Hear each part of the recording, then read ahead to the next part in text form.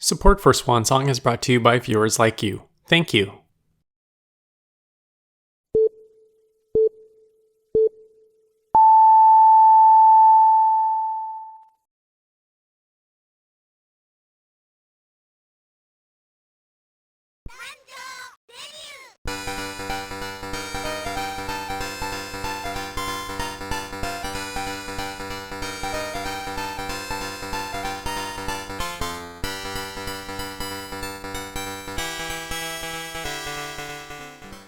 What better way to start off a new calendar year than with a debut? Tanjou debut for WonderSwan, to be exact.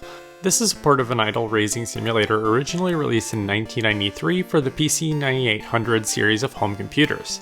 It was released on February 24, 2000, developed by Imageworks, and published by Bandai Visual under its Emotion sublabel. If you're not familiar with the Japanese idol industry, idols are multidisciplinary entertainers with a carefully curated image. Young boys and girls with no experience in the entertainment industry are marketed by idol agencies as aspiring stars, and their image is carefully managed to make them likable and relatable enough to attract a large number of supporters who feel personally invested in their success and ultimately make money from those fans via merchandising and brand endorsement deals.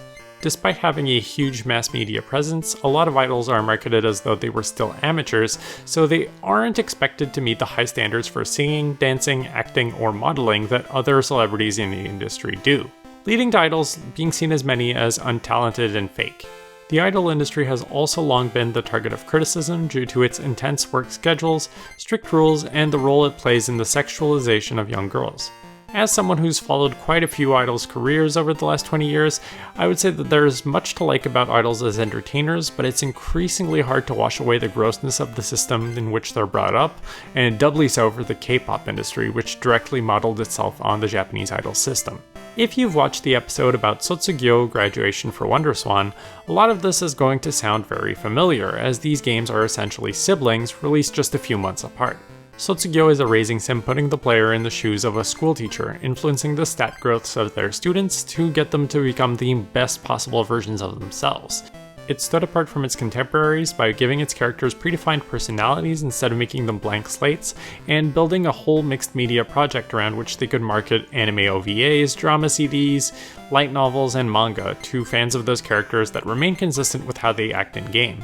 Tanjou debut applies that same formula to a game in which you play an idol manager tasked with turning the 3 girls they've been assigned to into top idols over the course of 2 years.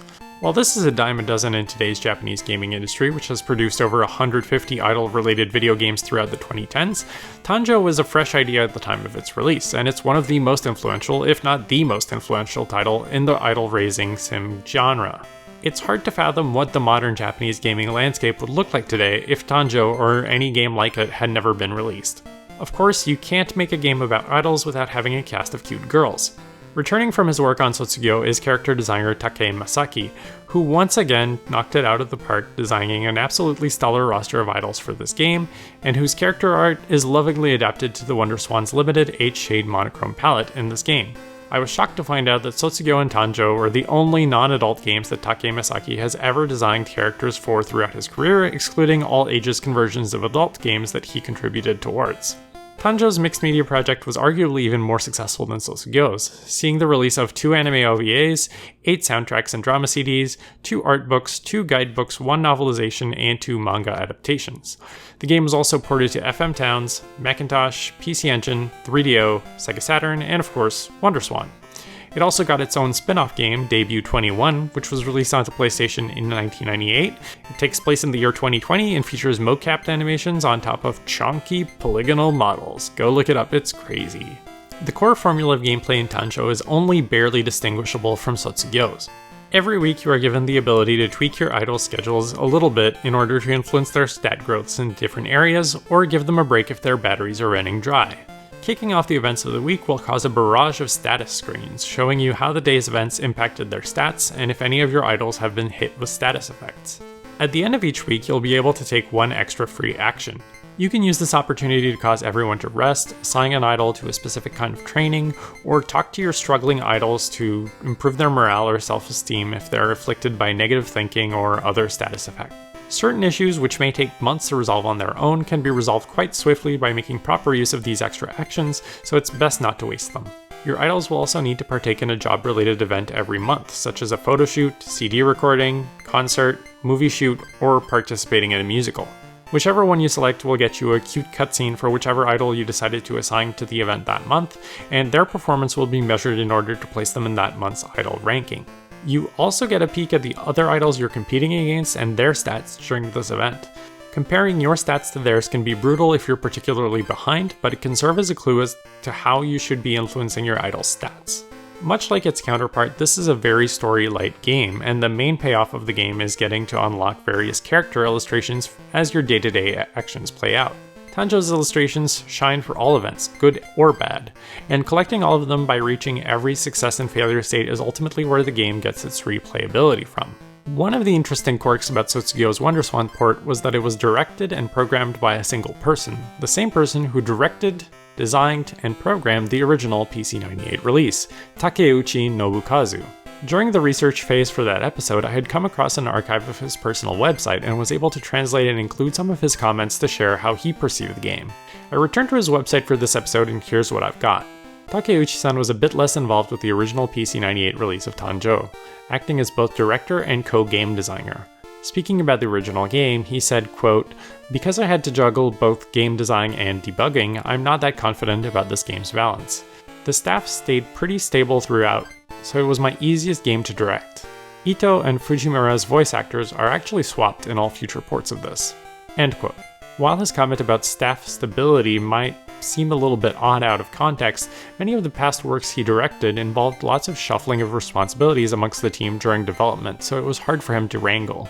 This was not the case with Tanjou, where the role stayed consistent throughout all of development. As for the WonderSwan port, he returned as director, but this time also acted as technical supervisor instead of being the sole programmer on the project. He claims to have contributed to the sound programming for this game, but otherwise seemed completely uninvolved with programming the rest of the game. Unfortunately, he didn't have any additional notes specifically for the WonderSwan port. The archive I found was last updated in July of 2000, only a few months after the port's release, so it's possible that not enough time had passed before he felt he could share thoughts that were unclouded by the closeness of the events. All things considered, Tanjou debut for WonderSwan is just as charming as its high school counterpart, and I enjoyed my time with it quite a bit. The art is wonderfully expressive, even in a compromised monochrome form. I find it interesting that Takeuchi-san called out the game balance in his comments about the original Tanjou, because I did find it noticeably harder to keep things on track than it was in Sotsugyou, and that's when it hit me. Sotsugyou doesn't really have a fail state. If things go off track, your students just wind up in different occupations depending on the stats they finish with. You kind of have to be actively trying to get a bad ending for your students to see one. Tanjou's structure is a lot more binary. Either your idols are going to be at the top, or they're not going to be at the top. And you're going to have to try a lot harder to successfully get them to the top than you ever needed to try to get a student a bad ending in the past game, even with 2 less girls to manage.